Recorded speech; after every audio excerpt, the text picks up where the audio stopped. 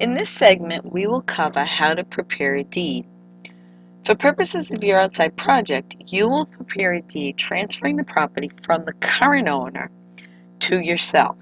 When this tutorial was created, Richard, Catherine, and Samantha Brown were the current owners of the property located at 32 Magnolia Avenue in Lynn, Massachusetts. For your first try, at drafting a deed, it is easiest to follow the format of the current deed or a current deed. And once you have some experience drafting deeds, you might find it a little bit easier to build your own template and use your own template. So in starting, the easiest thing to do is go to a blank page in your Word program. And you start off by putting up the top quitclaim deed or deed, and then you start with identifying the grantors, and you should also identify your grantor's marital status. Okay, so if you look at the deed that I have in front here, which is not the deed into Richard, Catherine, and Samantha, but the deed into Richard, Catherine, and Katie. And that's the only reason why I'm using this one, is I like the form a little bit better, and it's a little bit easier to read. But you start off where you list your grantors and their marital status, which means that Edward and Rose are husband and wife. Okay. For purposes of your outside project, we're not actually certain how Richard, Catherine, and Samantha are related to each other. If I had to guess, I would say Richard and Catherine are married to each other and Samantha's their child, but I don't know that for a fact. So for purposes of the outside project, do whatever you want with that, but make up some kind of scenario in your own head and then stick with it. So if you want to make it Richard and Catherine being married to each other and Samantha being unmarried, that's fine. If you want to make them all married, that's fine. However you want to do it. But the bottom line is you start with an identification of the grantors, and their marital status. And each grantor should have his or her own last name, not like Edward and Rose McCusker, like you're writing on a Christmas card or something. And you should always leave some space up at the top for the recording information. That's that thing that you see right here with the bar code and the printed numbers. That gets printed up on the top right, and so usually starting down a bit, at least a good couple of inches, is useful to the recorder so that they can stick that information in the corner without overlapping on anything you've typed.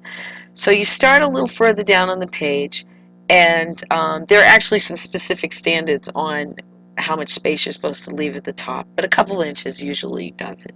Okay, and start with we, Richard, Catherine, and Samantha Brown. And like I said, you make up their marital status, and you can make them all unmarried, after Samantha's name. And then you set forth consideration, because all deeds require consideration, which is the purchase price. Okay, so it's the purchase price that you set forth in paragraph 7 of your purchase and sales agreement, or 8. 8's the date, so I think it's 7 that has the money. So for consideration paid in the amount of $250,000, for example. So you start off with your grantors for consideration paid in the amount of $250,000.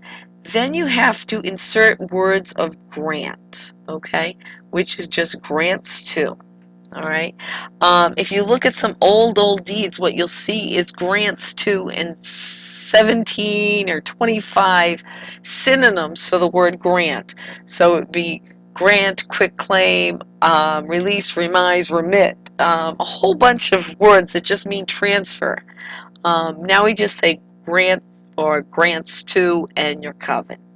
And then you insert the identity of your grantee, okay, which is going to come from paragraph 2 of your purchase and sales agreement. If you have more than one grantee, all right, and you're drafting a deed, you have to identify the form of co-tenancy, meaning the way that your co-owners are taking title. So your co-grantees, you need to set forth how they're taking title. So as you can see here, they took title, the three of them, as joint tenants. Okay, they could have been tenants in common. If it was two spouses, they could be tenants by the entirety. So if you're going to have co-owners, you have to identify the co-tenancy. Okay, and this is a choice for the buyers to make. So in real life, you'd actually ask the buyers what they want, but for purposes of the outside project, just make that up. Then you insert the address of the grantees. Okay, I usually put it after identify. So I put Richard, Catherine, and Katie Brown um, as joint tenants or as tenants in common, or, if it was just Richard and Catherine and they were husband and wife, I'd say husband and wife as tenants by the entirety of 32 Magnolia Avenue, Lynn, Massachusetts, is what I would do. Okay. Um, and then the next thing you do is identify your covenants. Okay. The fellow or person that drafted this document put it over here. I usually put it over here on the right, furthest over to the right. So I instead of justifying it or lining it up on the left side, left margin, I line it up on the right margin. I think I don't know. I think it looks better. Maybe it looks like the older forms. Maybe that's why I like it. But it also is easier to see over there, so you're always careful that you've done it and it's in there. All right. Then you have to. Let me go back to covenants for one more minute, which is to say that east of Springfield in Massachusetts, you will typically only see quitclaim covenants or no covenants at all. So you'll either see nothing for covenants, which means it's a deed from a fiduciary, or you'll see quitclaim covenants. But west of Springfield, you'll start to see warranty covenants. In other states like New York, you'll see warranty covenants. But typically here, it's quitclaim covenants. And I usually put it, like I said, on the right side of the page over here. All right. Then you set forth the legal description of the property, which starts with the land in said Lynn with the buildings thereon, bounded and described as follows. And in this case, ends with the dwelling house on said premises being numbered 32 Magnolia Avenue, Lynn, Massachusetts. All right. Typically, 99% of the time, you are copying or nearly copying the legal description from the deed that is already on record. The only time copying does not work is if you are buying a parcel that's being subdivided or divided out of a larger parcel. Okay, because then you are not buying the parcel that the grantor acquired, but you're only buying a piece of it, and in that instance, the legal description is not the same. Typically, you're recording a new plan at that time, so you just reference the new plan instead. And even when you're copying the legal description right out of the deed, you should always check it to make sure you've checked for typos and that the legal description matches a plan. If there is one that's on file, in this case there isn't one. You can also check for things that misspellings. I guess that's a typo too. That kind of stuff. Misspellings. Sometimes you'll see it and they forget to put the slash in or the semicolon. So just clean it up and make sure it's right. Then you have to do probably what is the hardest thing in drafting the deed, which is insert a prior reference paragraph. And this is why I didn't show you the deed into Richard, Catherine, and Samantha, because whoever drafted it forgot the prior reference paragraph, and the person recording had to pen it in at the recording desk. And so I want to show you what it should look like, not what it looks like in that deed at 27255, page 482, where you'll see the book and page just penned in over on the right. So you usually use something that looks similar to this language. So it'll start off with for grantor's title or for our title. CD dated blank and recorded at whichever registry it happens to be in book blank, page blank, okay? And this prior reference is a reference to the deed into the grantor listed at the top, okay? So in this case, where the McCuskers are the grantors, this is a reference to the deed at book 5990, page 544, which was when the property was transferred to the McCuskers, when they first purchased.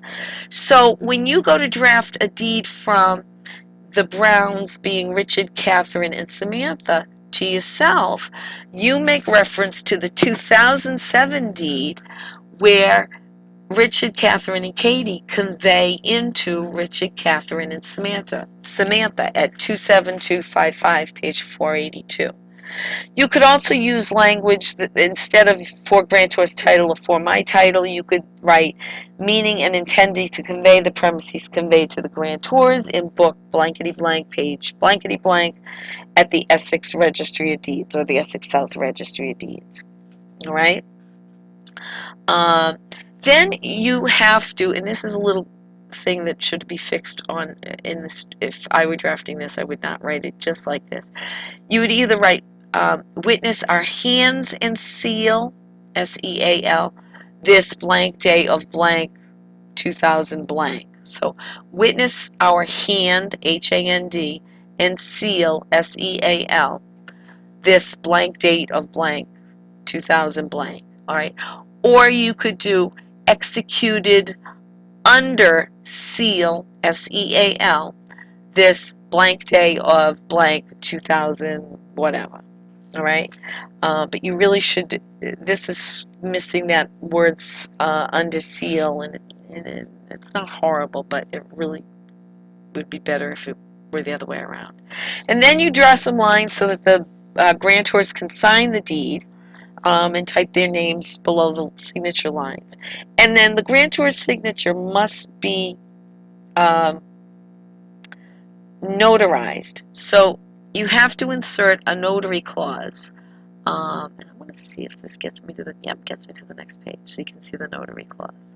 And this is pretty good language for a current notary clause.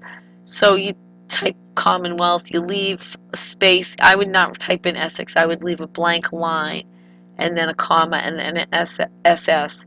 And then on this blank day of blank, 2000 blank, before me personally appeared Edward, in this case it's Edward and Rose. In the one you're drafting, it would be Richard, Catherine, and Samantha. Being known to me, or whose identity was proven to me by a driver's license, and to be the person described in this deed who executed the foregoing instrument, and acknowledge that they executed the same as their free act and deed before me. Something like that will cover you there. And that's pretty much how you draft a deed. So like I said, start with a blank sheet of paper. Use this form as a guide. I'm trying to get back to the earlier page. And this is the format that I would use. I would put this over here. Over here is perfectly fine. I would put executed under seal, but the world's not ending the way it is. And when you also, I don't know if I mentioned this, when you list your grantees, you should identify their marital status. Even if they take a title as joint tenants or tenants in common, you should list them as all being married or all being unmarried, or if it's two of them, being married to each other, that kind of thing. And like I said, you typically are copying the description, checking it for errors, discrepancies, typos, that kind of thing. And the only time you wouldn't copy the legal description is if you're dealing with something being subdivided and you're only buying a portion of what the person selling it to you actually acquired when he or she took title. So I hope that helps you prepare your deed. It's always worth trying to do it and then seeing what the end result is when you've completed it. So This is pretty much how to prepare a deed. Thanks.